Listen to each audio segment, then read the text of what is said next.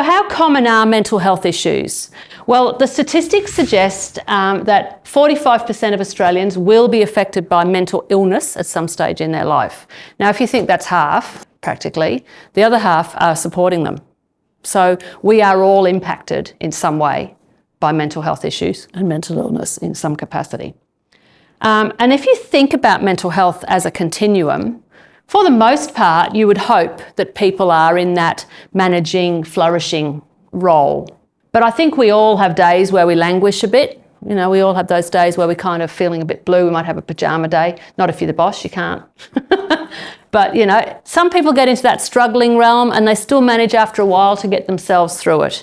It's when people get into that really suffering area that it's really hard to see beyond that. And, you know, hopefully, if we can spot those signs early while people are in that languishing and struggling stage, we can get some help for them earlier and get you back into that green area much quicker so that we reduce the need to be in that suffering for too long. Yeah.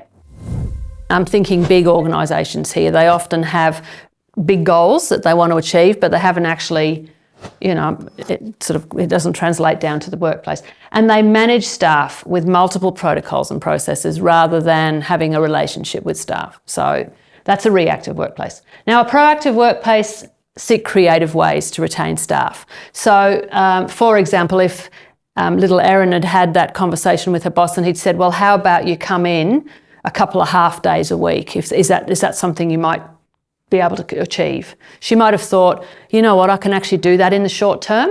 And yes, it means they've got a staff gap in there and they probably have to bring somebody else in or employ somebody, but it would mean she would feel valued and she would probably have got better a lot quicker knowing she could have a couple of mornings a week at work involved with people, communicating with people. She would have felt like she was contributing to the company. And yeah. So developing emotional intelligence helps to reduce stress. It helps to manage behaviour and it helps improve relationships. And there's some research now that's actually saying it's necessary for a happy and fulfilled life. I think we have a big culture in Australia of trying to do things alone and trying to struggle on and sometimes asking for help. We really need to learn that skill. Hey, I really need a hand here. You know, I can't do this. It's not I'm just not good at this. You know, but two of us can do it together.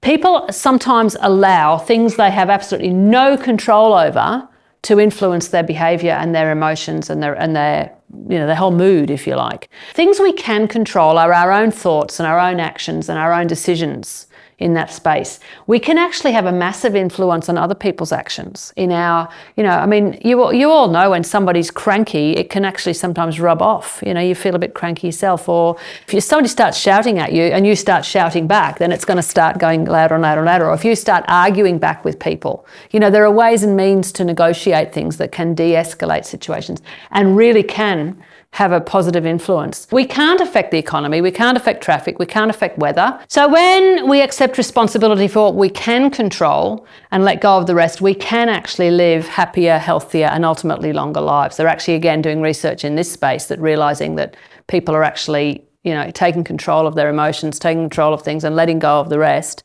makes life for them and they're much less likely to be stressed and much less likely to burn out.